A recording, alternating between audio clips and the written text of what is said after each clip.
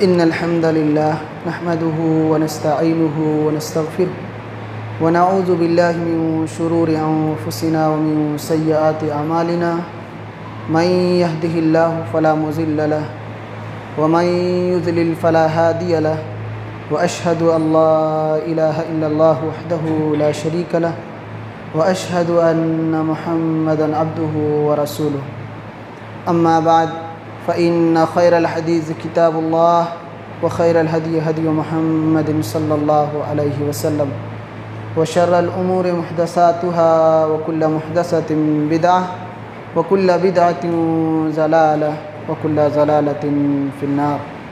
فأعوذ بالله من الشيطان الرجيم. بسم الله الرحمن الرحيم.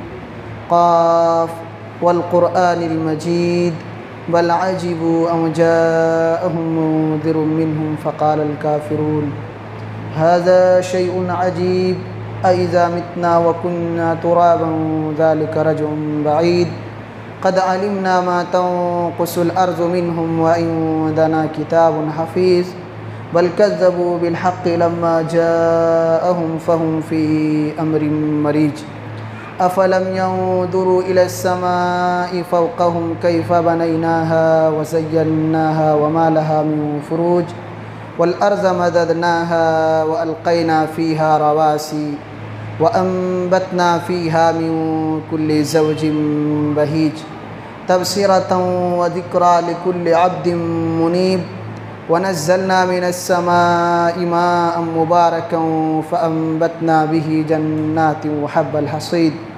والنخل باسقات لها طلع نضيد رزقا للعباد وأحيينا به بلدة ميتا كذلك الخروج كذبت قبلهم قوم نوح وأصحاب الرس وثمود وعاد وفرعون وإخوان لوط وأصحاب الأيكة وقوم تبع كل كذب الرسل فحق وعيد أفعينا بالخلق الأول بل هم في لبس من خلق جديد. وقال الله تبارك وتعالى في مقام آخر إن عدة الشهور عند الله 12 شهرا في كتاب الله يوم خلق السماوات والأرض منها 4 حرم ذلك الدين القيم فلا تظلموا فيهن أنفسكم. محترم حاضرین، سب سے پہلے تمام قسم کی تعریف، توصیف، بڑائی و بزرگی اس اللہ رب العالمین کے لیے لائق اور زیبا ہے جس نے ہم سب کو اس روئے زمین کے اندر پیدا فرمایا. بعدہ درود و سلام ہو تمام انبیاء علیہ السلام پر، بالخصوص ہماری آخری نبی سرتاج رسول سید الکونین جناب محمد الرسول اللہ صلی اللہ علیہ وسلم پر. حاضرین کرام، حمد و صلوات کے بعد آج کی گفتگو کا عنوان ہے ماہ رجب کی بدعات. حاضرین کرام، جس مہینے سے ہم اور آپ گزر رہے ہیں یہ اسلامی تاریخ کا 7واں مہینہ ہے جسے رجب مضر کہا جاتا ہے، اور آج یہ جمعہ کا دن ہے، یہ اس کی 13 تاریخ ہے. اسلامی مہینے میں اس مہینے کا ایک اعتبار سے بڑا مقام یہ ہے کہ یہ حرمت والے مہینوں میں سے ایک ہے. اللہ رب العزت نے قرآن مقدس کے اندر ارشاد فرمایا ان عدت الشہور عند اللہ 12 شہرا فی کتاب اللہ، کہ بے شک اللہ کے نزدیک مہینے کی تعداد اس کی کتاب میں 12 ہیں جس دن سے اللہ نے آسمان و زمین کو پیدا کیا ہے. منہا 4 حرم، ان میں سے 4 حرمت والے مہینے ہیں، اور یہ سیدھا دین ہے تم اپنے نفسوں کے اوپر ظلم نہ کرو. اب یہ 4 مہینے کی وضاحت قرآن نے نہیں کی ہے، اللہ کے رسول صلی اللہ علیہ وسلم کی حدیث کے اندر مہینوں کی وضاحت کی گئی ہے کہ وہ مہینے کون سے ہیں. صحیح بخاری کی روایت ہے، آپ صلی اللہ علیہ وسلم ارشاد فرماتے ہیں کہ سال کے کل 12 مہینے ہیں، ان میں سے 4 مہینے حرمت والے ہیں. 3 متوالیات ذو القعدۃ و ذو الحجۃ والمحرم ورجب مضر الذی بین جمادی و شعبان، کہ 3 مہینے لگاتار ہیں، ایک ذی القعدہ ہے، ذی الحجہ ہے، اور اس کے بعد محرم ہے. یہ پے در پہ تینوں مہینے ہیں، اور ایک چوتھا مہینہ ہے جس کو رجب مضر کہا جاتا ہے، یہ جمادی الاخر اور شعبان کے درمیان پڑتا ہے. تو یہ 4 حرمت والے مہینے ہیں، جن میں سے آخری جو ہم نے ذکر کیا رجب کا مہینہ، جس میں ہم اور آپ داخل ہیں، تو یہ حرمت والے مہینوں میں سے ایک ہے۔ اور رجب کا مطلب ہی ہوتا ہے احترام اور تعظیم کے، اسی لیے عرب کے لوگ اس مہینے میں اسلام سے پہلے بھی خصوصیت کے ساتھ بڑی احترام کی نگاہ سے اس کو دیکھتے تھے۔ اس مہینے میں لڑائی جھگڑا نہیں کرتے، قتل و غارت گری نہیں کرتے، ہر قسم کے فتنہ و فساد سے اپنے آپ کو دور رکھتے۔ اسلام جب آیا، اسلام نے اس کی تقدیس کو باقی رکھا، اسلام نے اس مہینے میں لڑائی جھگڑے کو کبیرہ گناہ قرار دیا، لیکن ایک تہوار اور ایک رسم وہ لوگ ادا کرتے تھے اسلام سے پہلے، جس کو عطیرہ کہا جاتا تھا، اسلام نے اس رسم کو حرام قرار دیا۔ عطیرہ کا مطلب یہ ہوتا تھا ایک جانور کو خاص کر کے رکھتے تھے اور اسی رجب کے مہینے میں اپنے بتوں کے نام پر قربان کرتے تھے۔ اللہ کے نبی صلی اللہ علیہ وسلم نے صحیح بخاری کے اندر ارشاد فرمایا کہ لا فرع ولا عطیرۃ، کہ نہ ہی فرع کی کوئی حیثیت ہے اور نہ ہی عطیرہ کا کوئی شریعت کے اندر مقام اور یہ کوئی چیز ہے۔ فرع کہتے تھے کہ ہر جانور، چاہے اونٹ ہو، بکری ہو، گائے ہوں، اس کا پہلا بچہ وہ غیر اللہ کے نام پر چھوڑ دیا کرتے تھے اور جب بڑا ہوتا تھا تو اسی کے نام پر ذبح کیا کرتے تھے۔ اسلام نے کہا کہ اس کا شریعت سے کوئی تعلق نہیں ہے، یہ لوگوں کی اپنے منمانی چیزیں ہیں، اسلام میں اس کا کوئی دخل نہیں ہے۔ المہم یہ جو رجب کا مہینہ ہے یہ ان حرمت والے 4 مہینوں میں سے ایک ہے، اور خصوصیت کے ساتھ ان مہینوں میں ان کا تقاضا یہ ہے کہ ہم اور آپ ان مہینوں میں لڑائی جھگڑا نہ کریں، کسی کو گالی گلوچ نہ دیں، گناہوں سے اپنے آپ کو دور رکھیں، اس لیے کہ جس طریقے سے ان مہینوں میں نیکیوں کا مقام بڑھ جاتا ہے، نیکیوں کا ثواب بڑھ جاتا ہے، اس مہینوں میں گناہ کی شدت بھی بڑھ جاتی ہے، گناہ کی قباحت بھی بڑھ جاتی ہے۔ اسی لیے اللہ تعالیٰ نے کہا فَلَا تَظْلِمُوا فِيهِنَّ أَنفُسَكُمْ، لوگوں ان مہینوں میں اپنے جانوں کے اوپر ظلم نہ کرو، کسی کے ساتھ نا انصافی نہ کرو، کسی کو گالی گلوچ نہ کرو، کسی سے لڑائی جھگڑا نہ کرو، کبیرہ اور صغیرہ گناہ نہ کرو، بلکہ اچھے سے اچھے اعمال کے ذریعہ ان مہینوں کا استقبال کرو۔ یہ ہے ان مہینوں کا احترام۔ لیکن ہمارے مسلم معاشرے کے اندر جہاں ان مہینوں کو اللہ تعالیٰ نے احترام کی نگاہ سے دیکھنے کی بات کہی تھی، ہماری شریعت نے خصوصیت کے ساتھ ان مہینوں کے احترام کی بات کہی تھی، ہمارے مسلمان بھائیوں نے اس مہینے کی حرمت کو پامال کر دیا۔ وہ اس اعتبار سے کہ اس مہینے کے اندر بدعات و خرافات کے انبار لگا دیے، ان مہینوں کے اندر شرک و بدعات کا ایک بڑا بازار گرم کر دیا، اور دین کے نام پر ان ساری چیزوں کو معاشرے کے اندر رائج کر دیا گیا۔ ڈھیر ساری بدعتیں ہیں، ڈھیر سارے خرافات ہیں، جن سب کو بیان نہیں کیا جا سکتا۔ میں چند ایک بدعات کا اور خرافات کا تذکرہ میں آپ کے سامنے کرتا ہوں جو ہمارے معاشرے کے اندر اس مہینے کے سلسلے میں رائج ہے۔ ایک بدعت یہ ہے، ایک جھوٹی حدیث کے سہارے پر لوگوں میں یہ پھیلایا جاتا ہے کہ جو شخص اس مہینے کی آنے کی خوشخبری دے، ایک دوسرے کو مبارکباد پیش کرے، اس کے اوپر جہنم کی آگ حرام ہے۔ نعوذ باللہ من ذالک، کوئی ایسی حدیث نہیں ہے۔ ایسے ہی اس مہینے کے آنے پر اور آنے سے پہلے ایک دعا پڑھی جاتی ہے، وہ دعا یہ ہے اللہم بارک لنا فی رجب و شعبان و بلغنا رمضان، کہ اللہ شعبان اور اسی طریقے سے رجب میں برکت دے اور رمضان کو ہمیں عطا کر دے، رمضان کو ہمیں دے دے۔ یہ دعا پڑھی جاتی ہے، لیکن کسی بھی صحیح حدیث سے اس دعا کا ثبوت بھی نہیں ملتا ہے۔ اور اس طریقے کے آگے اور بھی ڈھیر سارے خرافات ہیں۔ ایک بڑی بدعت صلاۃ الرغائب کے نام سے ادا کی جاتی ہے، آپ اور ہم اپنے معاشرے کے اندر دیکھے ہوں گے۔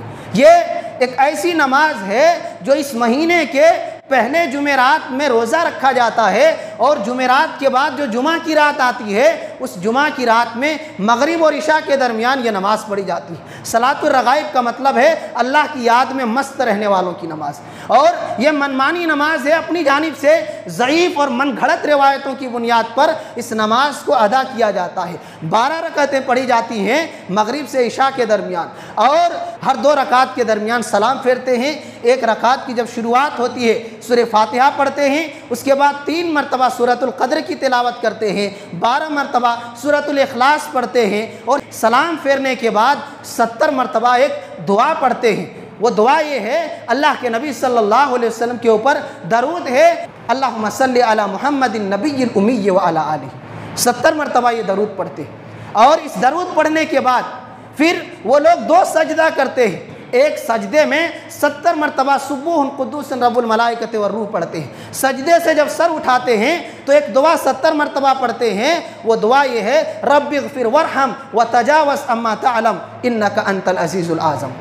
یہ دعا 70 مرتبہ پڑھتے ہیں، اور اس طریقے سے دوسری رکعت بھی اور دوسرا سجدہ بھی مکمل کیا جاتا ہے۔ اور جھوٹی فضیلتیں بھی بیان کیے ہیں، صرف عبادت نہیں ہے، عبادت کی جھوٹی فضیلت بھی ہے کہ جو انسان اس نماز کو پڑھ لیتا ہے، اس نماز کے پڑھنے کی وجہ سے اس کو جتنے گناہ ہوں، سمندر کے برابر بھی گناہ ہوں، سب معاف، اور قیامت کے دن 700 لوگوں کی سفارش کریں گے اپنے گھر والوں کی، ایسے ہی وہ قبر کے عذاب سے محفوظ رہیں گے، قیامت کے دن یہ نماز اس کے اوپر سایہ کرے گی۔ یہ ساری کی ساری جھوٹی فضیلتیں ہیں، قرآن و سنت میں کہیں بھی کوئی ثبوت نہیں ملتا۔ اور ایک اصولی بات آپ یاد رکھیں، بنیادی چیز، کہ رجب کے بارے میں قرآن و سنت میں صرف اتنا ثبوت ملتا ہے کہ یہ حرمت والے مہینوں میں سے ایک ہے، اس کے علاوہ کوئی بھی خصوصی فضیلت نہیں ہے، نہ ان کے نمازوں کی فضیلت ہے، نہ ہی روزوں کی فضیلت ہے، نہ ہی کونڈوں کی کوئی فضیلت ہے، نہ ہی دیگر کسی اعمال کی کوئی خصوصی فضیلت ہے، صرف اتنا ہے کہ یہ حرمت والے مہینوں میں سے ایک ہے۔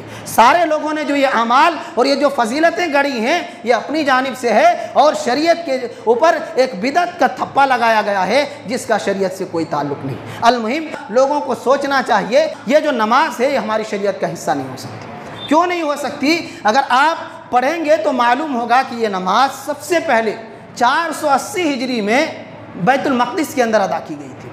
اب آپ خود ہی اندازہ لگائیں، خیر القرون گزر چکا ہے، صحابہ کرام، تابعین اعظام، تبع تابعین، سلف الامہ، یہ سارے ہمارے جو سلف کے بہترین ادوار ہیں جن کی بشارت اور جن کے اچھے ہونے کی گواہی اللہ کے حبیب نے دی تھی، یہ سارے زمانے گزر جاتے ہیں، اور 480 سال کے بعد جو بدعت دین کے نام پر ایجاد کی جاتی ہے وہ ہمارے دین کا حصہ کیسے ہو سکتا ہے؟ جب صحابہ کرام ہم سے زیادہ خیر کے طلبگار تھے، ان لوگوں نے اس عبادت کو انجام نہیں دی، اس زمانے میں یہ دین نہیں تھا، بعد کے زمانے میں یہ دین کا حصہ کیسے ہو سکتا ہے؟ ہمارے مسلمان بھائیوں کو سمجھنے کی ضرورت ہے جو ان بدعتوں میں گھرے ہوئے ہیں۔ ایک دوسری بدعت ہے اس مہینے میں، وہ یہ ہے کہ خصوصیت کے ساتھ اس مہینے میں روزہ رکھتے ہیں، اور وہ اس کی فضیلتیں بھی بیان کرتے ہیں کہ ایک روزہ رکھیں گے 1000 سال کے برابر ان کو نیکی ملے گی۔ شریعت کے اندر کوئی بھی اس کا ثبوت نہیں ملتا، لوگوں نے اپنی جانب سے ان ثواب کو بنایا ہے، گڑھ لیا ہے، دین کے اندر داخل کر لیا ہے۔ رجب کے اندر روزہ رکھنے کی کوئی بھی فضیلت نہیں ہے، اگر ایسی کوئی بات ہوتی اللہ کے رسول صلی اللہ علیہ وسلم ضرور اس کی جانب رہنمائی کرتے، لہذا اس مہینے میں خصوصیت کے ساتھ روزہ رکھنے سے پرہیز کریں کہ اللہ کے رسول صلی اللہ علیہ وسلم سے اس کا ثبوت موجود نہیں ہے۔ ایک تیسری چیز اس مہینے میں خصوصیت کے ساتھ جو انجام دی جاتی ہے وہ رجب کا عمرہ ہے۔ لوگ یہ سمجھتے ہیں کہ رجب میں عمرہ کرنا یہ زیادہ ثواب کا کام ہے، زیادہ فضیلت والا عمل ہے، زیادہ فضیلت والا عمل ہے۔ ان کو یاد رکھنا چاہیے کہ سال کے تمام دنوں میں سوائے رمضان کے عمرہ کرنا برابر ہے، کوئی فضیلت کا حامل نہیں ہے۔ عمرہ کا جو ثواب ہے وہ چاہے رجب میں کریں، شعبان میں کریں، یا شوال میں کریں، یا دیگر مہینے میں کریں، برابر ہیں۔ ہاں ایک مہینہ ایسا ہے جسے شریعت نے یہ افضلیت عطا کی ہے کہ اس مہینے کا عمرہ بھی حج کے برابر ثواب رکھتا ہے، وہ ہے رمضان المبارک۔ عمرۃ فی رمضان تعدل حجۃ، اللہ کے رسول فرماتے ہیں کہ رمضان کا عمرہ حج کے برابر ثواب رکھتا ہے۔ تو صرف رمضان کے عمرے کی یہ فضیلت ہے۔ رجب کے بارے میں جو فضیلتیں بیان کی جاتی ہیں یا لوگ جو افضل کہتے ہیں، یہ بالکل غلط بات ہے۔ اس کے عمرے کی خصوصیت کے ساتھ کوئی بھی فضیلت نہیں ہے۔ ہاں ایک اور بات کی وضاحت کرتے چلوں کہ اس سلسلے میں بعض لوگ یہ کہتے ہیں کہ اللہ کے رسول نے ایک عمرہ رجب میں کیا تھا، تو یہ انتہائی غلط بات ہے۔ آپ صلی اللہ علیہ وسلم نے کل 4 عمرے کیے، اور 4 کے 4 عمرے آپ نے ذی القعدہ کے اندر کیے۔ صحیح بخاری کی روایت ہے، حضرت عروہ بن زبیر رحمۃ اللہ علیہ، یہ مشہور تابعی ہیں، عائشہ صدیقہ سے پوچھتے ہیں کہ حضرت عبداللہ ابن عمر رضی اللہ عنہما مسجد نبوی میں بیان کر رہے ہیں کہ اللہ کے رسول نے ایک عمرہ رجب میں کیا تھا۔ صحیح بخاری کی روایت پیش کر رہا ہوں۔ عائشہ صدیقہ فرماتی ہیں کہ اللہ ان پر رحم کرے، ابو عبد الرحمن پر رحم کرے۔ اللہ کے رسول صلی اللہ علیہ وسلم نے جتنے عمرے کیے میں سب میں ان کے ساتھ تھی، اللہ کے رسول نے کوئی بھی عمرہ رجب میں کیا ہی نہیں، کوئی بھی عمرہ اپنے رجب میں نہیں کیا ہے۔ تو یہ حدیث اس بات کے انکار میں ہیں جو یہ کہتے ہیں کہ اللہ کے نبی صلی اللہ علیہ وسلم نے ایک عمرہ رجب کے مہینے میں بھی کیا تھا، لہذا آپ نے سارے عمرے ذی القعدہ کے اندر کیے تھے جو حج کا مہینہ ہے۔ اس لیے اگر آپ کو عمرہ کرنا ہے خصوصیت کے ساتھ تو رمضان کا انتخاب کریں، ورنہ جب اللہ نے آپ کو استطاعت دیا ہے سال بھر میں کبھی بھی آپ عمرہ کرنے کے لیے جائیں، کوئی قباحت کی بات نہیں ہے اور کوئی افضلیت کا مقام بھی اس کو حاصل نہیں ہے۔ اس لیے رجب کے بارے میں یہ پروپیگنڈا پھیلانا غلط ہے کہ یہ اللہ کے نبی صلی اللہ علیہ وسلم نے اس مہینے میں عمرہ کیا تھا۔ یہ تیسری چیز ہے جو لوگ خصوصیت کے ساتھ اس بدعت کا بھی اہتمام کرتے ہیں کہ اسی مہینے میں عمرہ ادا کرنے کے لیے جاتے ہیں اور اسے افضل سمجھتے ہیں، یہ عمل غلط ہے اور شریعت سے کہیں بھی اس کا ثبوت نہیں ملتا ہے۔ ایک چوتھا عمل ہے رجب کے کونڈے بھرنا۔ یہ بدعت ہمارے معاشرے کے اندر بڑی کثرت کے ساتھ پھیلی ہوئی ہے۔ 22 رجب کو جعفر صادق رحمۃ اللہ علیہ کے نام پر کونڈے بھرے جاتے ہیں اور اس بدعت کے لیے جھوٹی اور من گھڑت قصوں کا سہارا لیا جاتا ہے۔ وہ قصے ایسے موقع پر پیش کیے جاتے ہیں۔ ایک قصہ یہ پیش کیا جاتا ہے کہ ایک لکڑہارن کی بیوی تھی جو مدینہ میں کسی کے گھر جھاڑو دیا کرتی تھی۔ ایک مرتبہ جعفر صادق رحمۃ اللہ علیہ نے اپنے دوستوں سے کہا کہ آج 22 رجب کو جو میرے نام کے نظر مانے کونڈے بھرے وہ جو بھی مراد مانگیں گے ان کی مراد پوری ہو جائے گی، اور اس عورت نے ایسا ہی کیا، اس کی مراد پوری ہو گئی۔ اور اس کا سہارا لے کر کے یہ بدعت و خرافات معاشرے کے اندر ایجاد کر رہے ہیں اور لوگوں میں یہ چیز پھیلائے ہوئے ہیں۔ بڑی تعجب کی بات ہے، آپ اگر غور کریں گے تو اس قصے میں کئی خرابیاں ہیں۔ ایک خرابی تو یہ ہے کہ اس قصے کا ثبوت کہیں بھی صحیح احادیث اور صحیح جو مستند حوالے ہیں ان حوالوں میں اس کا ذکر تک نہیں ملتا۔ یہ قصہ ہے جو کئی سو سال بعد لوگوں نے اپنی جانب سے گڑھ کر کے اس فتنے میں اور اس بدعت میں لوگوں کو مبتلا کیا ہے۔ دوسری جو خرابی ہے وہ یہ کہ غیر اللہ کی نظر ماننا شرک ہے، اس لیے کہ نظر عبادت ہے اور عبادت صرف اللہ کے لیے جائز ہے اور غیر اللہ کے لیے نظر ماننا شرک ہے۔ اب آپ خود ہی اندازہ لگائیں کہ جو لوگ جعفر صادق رحمۃ اللہ علیہ کی نظر مانتے ہیں وہ شرک کا ارتکاب کرتے ہیں۔ اور تیسری چیز جو یاد رکھنے کی ہے، جعفر صادق رحمۃ اللہ علیہ کوئی عام شخص نہیں ہے، نبی صلی اللہ علیہ وسلم کے خانوادے سے ان کا تعلق ہے۔ شہید کربلا حضرت حسین رضی اللہ عنہ کے پڑپوتے ہیں۔ یہ ان کے والد کا نام محمد باقر ہیں، ان کے دادا زین العابدین ہیں اور ان کے پردادا شہید کربلا حضرت حسین رضی اللہ عنہ ہیں۔ اس خانوادے سے تعلق رکھنے والی شخصیت، بڑی شخصیت اور شیعوں کے چھٹے امام مانے جاتے ہیں، وہ کس طریقے سے شرک کے ارتکاب کی لوگوں کو اجازت دے سکتے ہیں؟ سمجھنے والی بات ہے کہ یہ اس اعتبار سے بھی غلط ہے۔ چوتھی بات یہ ہے کہ شریعت کے اندر کسی بھی دن کی کوئی خاص فضیلت یا خاص عمل کوئی عام انسان بتا ہی نہیں سکتا۔ ہم اور آپ تعین نہیں کر سکتے کہ آج کے دن یہ کام دین کے نام پر ہونا چاہیے، یہ عبادت اتنی رکعت کے بجائے اتنی رکعت ہونی چاہیے۔ یہ اختیار اللہ رب العزت نے صرف نبی اقدس صلی اللہ علیہ وسلم کو عطا کیا تھا، اور آپ نے کہیں بھی 22 رجب کے کونڈے بھرنے یا اس طریقے کے بدعت و خرافات اور شرکیہ اعمال کی اجازت آپ نے نہیں دی ہے، لہذا کسی اور کو بھی اس عمل کے انجام دینے کی اجازت مل ہی نہیں سکتی۔ اس لیے جو لوگ یہ کام کرتے ہیں وہ شریعت بنا رہے ہیں، اپنی جانب سے ایک عمل کو دین کے نام پر دین میں داخل کر رہے ہیں جسے دین قبول نہیں کر سکتا۔ من عمل عملا لیس علیہ امرنا فہو رد، کہ جو کوئی ایسا کام کرے جس کا ہم نے حکم نہیں دیا ہے یا جس کام کو ہم نے کیا نہیں ہے وہ کام مردود ہے، اس کا ہمارے دین کے اندر کوئی بھی درجہ اور حیثیت حاصل نہیں ہے، وہ ناقابل قبول ہے۔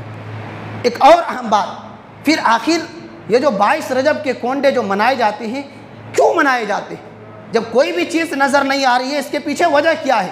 تو اس کے پیچھے ایک وجہ یہ ہے کہ 22 رجب کی تاریخ یہ وہ تاریخ ہے جس میں خلیفۃ المسلمین امیر المؤمنین صحابی جلیل کاتب وحی اور مسلمانوں کے خلیفہ حضرت امیر معاویہ رضی اللہ عنہ کی وفات کا دن ہے۔ 22 رجب کو ان کی وفات ہوئی تھی، جو مسلمانوں کے خلیفہ تھے۔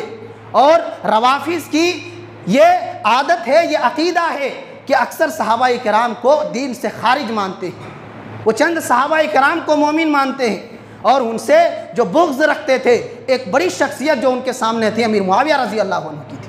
جب ان کا انتقال ہو گیا تو ان کی عداوت میں، ان کی وفات کی خوشی میں یہ لوگ چپکے اس تاریخ کو کونڈے بھر بھر کر کے مٹھائیاں تقسیم کر رہے تھے اور کھا رہے تھے خوشی کے مارے۔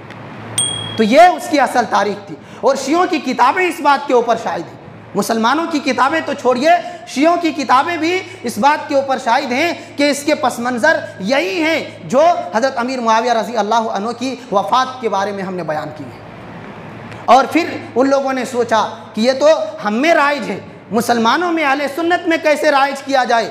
ایک نیا طریقہ، ایک نیا قصہ گڑھا گیا، جو قصہ ہم نے آپ کے سامنے ذکر کیا لکڑہارن کا، کہ اس قصے کے ذریعہ اس بدعت کو مسلمانوں میں رائج کیا گیا، اور تاریخ کی جو شخصیت تھی اس شخصیت کو بدل کر کے یہاں امیر معاویہ رضی اللہ عنہ کو چھپا کر کے جعفر صادق رحمۃ اللہ علیہ کا نام دیا گیا، تاکہ لوگ ان کی محبت میں، ان کی عقیدت میں ان بدعتوں کو انجام دیں۔ اور مسلمان نادان اور علم سے دور، اور ویسے ہی ہمارے بعض ملا جو پیٹ کے پجاری ہیں، پیٹ کی خاطر دین کا سودا کرنے والے ہیں، آج ان بدعتوں کو مستحب اور سنت کہہ کر کے معاشرے کے اندر رائج کر رہے ہیں۔ افسوس ہوتا ہے کہ کیسی تعلیم حاصل کی اور شریعت کے بنیادی باتوں تک کو انہوں نے سیکھا نہیں، لیکن معاشرے میں بڑے مفتی بنے ہوئے ہیں اور جگہ جگہ پر فاتحہ خوانی اور ان بدعتوں کو رواج دینے کے لیے جاتے ہیں۔ افسوس کا مقام ہے کہ جو اتنی صدیوں کے بعد اور جس کا کوئی بھی سر پیر نظر آ نہیں رہا ہے، وہ ہمارے دین کے اندر شامل کیسے ہو سکتا ہے؟ سمجھنے کی بات ہے۔ جعفر صادق رحمۃ اللہ علیہ کی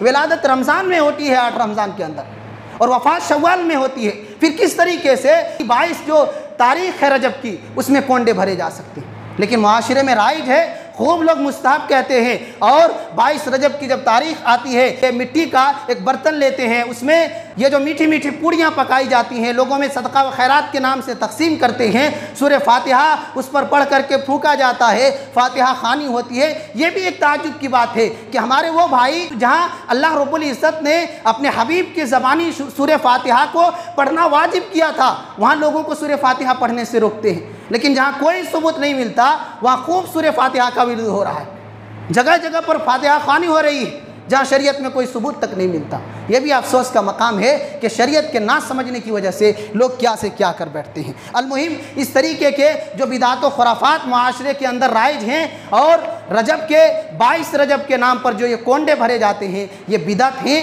اور اس کے اندر ڈھیر سارے اور خرافات ہیں۔ لہذا مسلمانوں کو چاہیے کہ اس بدعت سے اپنے دامن کو بچائیں اور سنت کی راہ پر چلیں، اللہ کے رسول صلی اللہ علیہ وسلم کے طریقے پر اپنی زندگی کو نچھاور کریں۔ ان بدعات و خرافات چاہے آپ جتنا کر لیں، اگر شریعت میں اس کا ثبوت نہیں ہے، آپ نیکی کی امید بھی رکھ کر کے مایوس رہیں گے، اور نیکی کے بجائے آپ گناہ کے حقدار ہوں گے، کیونکہ دین میں آپ نے ایک نئی چیز کا ایجاد کیا ہے۔ بدعت بدعت ہے۔ ہمارے وہ بھائی پیٹ کے لیے بدعت کو حسنہ اور سیئہ میں تقسیم کرتے ہیں۔ حدیث صاف کہتی ہے کل بدعت ضلالہ، ہر بدعت گمراہی ہے، کوئی بھی بدعت اچھی نہیں ہو سکتی۔ جب دین کے نام پر اس کو ایجاد کیا گیا ہے، کسی کو حق ہی نہیں ہے کہ دین وہ بنا سکے، شریعت میں کوئی نیا قانون اور نیا نظام لاگو کر سکے۔ وہ جو ہستی تھی وہ اس دنیا سے جا چکی، دین کا تکمیل ہو چکا ہے۔ الیوم اکملت لکم دینکم، اللہ کے نبی صلی اللہ علیہ وسلم پر یہ آیت نازل کر کے اللہ نے دین کو مکمل کر دیا۔ اس لیے جو اس زمانے میں خاص مہینے، خاص وقت اور خاص دن میں دین اور عبادت نہیں تھا، عبادت کا حصہ نہیں تھا، آج بھی نہیں ہو سکتا۔ ایک آخری بدعت اس کو بتا کر کے اپنی بات کو ختم کروں گا، وہ ہے 27 رجب کی بدعت شب معراج کے نام سے۔ یہ جب 27 رجب کی تاریخ آتی ہے تو ہمارے بعض بھائی یہاں بھی بدعت و خرافات کے ڈھیر لگاتے ہیں۔ وہ یہ کہتے ہیں کہ یہ رجب کی جو 27ویں کی تاریخ ہے، یہ اللہ کے رسول صلی اللہ علیہ وسلم کو معراج ہوئی تھی، اس لیے وہ لائٹوں اور قمقموں سے اپنے گھروں کو، مساجد کو سجاتے ہیں، رات میں محفلیں منعقد کرتے ہیں، خصوصی طور پر عبادت کرتے ہیں، اور ڈھیر سارے ایسے شرعی اعتبار سے ناجائز اور غلط کام کو انجام دیا کرتے ہیں اس رات میں۔ سب سے پہلی بات یہاں یاد رکھیں کہ اہل سیرت نگاروں نے کافی اختلاف کیا ہے کہ نبی صلی اللہ علیہ وسلم کو جو معراج کرائی گئی تھی وہ کون سا مہینہ تھا۔ بعض نے کہا ربیع الاول، بعض نے کہا محرم، بعض نے کہا رمضان، بعض نے کہا یہ رجب، اس طریقے کے ڈھیر سارے اقوال ہیں۔ اس میں علامہ صفی الرحمن مبارک پوری رحمۃ اللہ علیہ کا قول ہم نے ذکر کیا تھا، انہوں نے کہا تھا 27 رجب 10 نبوت کی جو تاریخ بتائی جاتی ہے وہ صحیح ہو ہی نہیں سکتا، کیونکہ حضرت خدیجہ رضی اللہ عنہا کے وفات کے بعد معراج ہوئی ہے، اور حضرت خدیجہ رضی اللہ عنہا کی جو وفات ہوئی ہے وہ 5 وقتہ نماز کی فرضیت سے پہلے ہو گئی ہے، اس لیے یہ تاریخ ہو ہی نہیں سکتی۔ البتہ کہنا یہ ہے کہ سیرت نگاروں نے تعین کے ساتھ کسی مہینے اور دن کو متعین نہیں کیا ہے، تو پھر ایک عام آدمی اور آپ کو کیسے اور کہاں سے آپ نے یہ جان لیا کہ وہ معراج کی رات 27ویں رجب کی رات ہے؟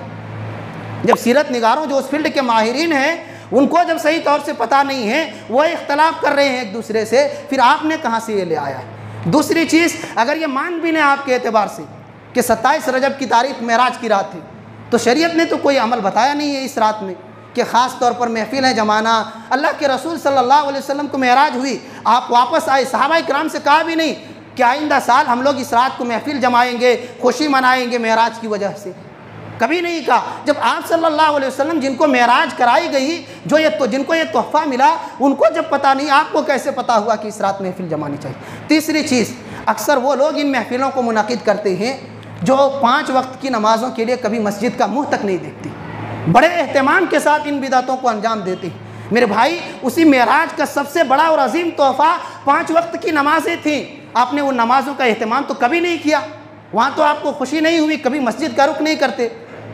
پھر اسی دین کے نام پر یہ بدعت کو ایجاد کرنے کے لیے آپ کو کہاں سے اتنا جذبہ اور اتنا شوق دین کے نام پر پیدا ہوتا ہے؟ حقیقت یہ ہے کہ یہ کھانے کے بھوکے ہیں، جہاں کھانے پینے کی سنتیں ہوتی ہیں یا کھانے پینے کے بدعات ہوتے ہیں، وہاں خوب یہ فضول خرچی کرتے ہیں، اور جہاں محنت کرنی ہوتی ہے، پسینہ بہانا ہوتا ہے، وہاں سنتیں اور فرائض ان کو نظر نہیں آتی۔ تو یہ چند خرابیاں ہیں، اس کے علاوہ اور بھی بہت سی خرابیاں ہیں۔ اس رات میں مختلف قسم کے منکرات اور بدعات و خرافات مزید انجام دیے جاتے ہیں، اور اس مہینے میں چند اور بڑی خرابیاں ہیں۔ جب 1 رجب کی تاریخ ہوتی ہے تو اس میں ہزاری نماز پڑھی جاتی ہے، 15 رجب کو ام داؤد کی نماز پڑھی جاتی ہے۔ اس مہینے میں خصوصی طور پر مزاروں میں اور قبروں میں جا کر سجدہ کیا جاتا ہے، میلے اور ٹھیلے لگائے جاتے ہیں، اور ڈھیر سارے شرکیہ اعمال اور بدعات و خرافات اس مہینے میں دین کے نام پر انجام دیتے ہیں۔ کہنا یہ ہے ہمارے ان بھائیوں سے جو ان بدعتوں میں گرفتار ہیں کہ آپ دین کو سمجھیں، یہ چیزیں دین کا حصہ نہیں ہیں، یہ بعد میں لوگوں نے ہمیں دھوکہ دینے کے لیے ہمارے دین کے اندر داخل کیا ہے، ہمیں اپنے حقیقی پہچان اور حقیقی تعلیم سے دور کرنے کے لیے ان بدعتوں کو ایجاد کیا گیا ہے، اور ہم اس میں گرفتار ہو چکے ہیں۔ لہذا آپ ان سے توبہ کریں اور شریعت کے جو صاف شفاف تعلیمات ہیں ان پر عمل پیرا ہونے کی کوشش کریں، اور ہمارے ان بھائیوں سے گزارش ہے جو اس میں گرفتار نہیں ہیں، ان سے کہنا ہے کہ آپ یہ نہیں سمجھیں کہ ہمارے رشتہ دار ہیں، وہ کرتے ہیں ہم نہیں کرتے ہیں، اس لیے دعوت پر بلائے ہیں چلو کھا کر کے آتے ہیں، ہرگز نہیں۔ اگر وہ بدعت کرنے کی وجہ سے گناہ گار ہیں تو اس بدعت میں شامل ہو کر کے ان کی حوصلہ افزائی کرنے کی وجہ سے آپ اتنے گناہ گار ہوں گے، اس لیے کہ آپ نے ان کی بدعت میں ساتھ دیا ہے، ان کی بدعت میں خوش ہو کر ان کے ساتھ وہاں کھانے کے لیے گئے ہیں۔ اس لیے آپ بائیکاٹ کیجئے ان کھانوں کا، ان محفلوں کا، اور ان کو سمجھائیے کہ یہ ہمارے دین کا حصہ نہیں ہے۔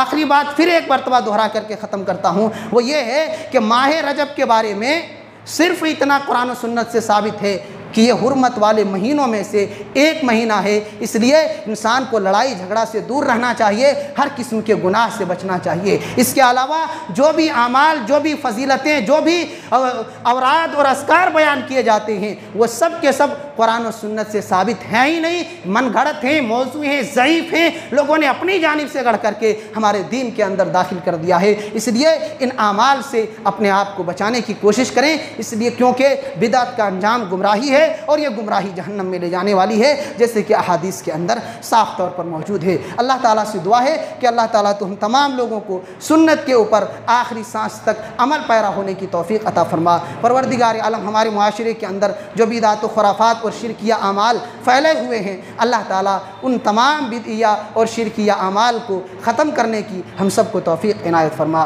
آمین۔ سبحان ربک رب العزت عما یصفون وسلام علی المرسلین والحمد للہ رب العالمین۔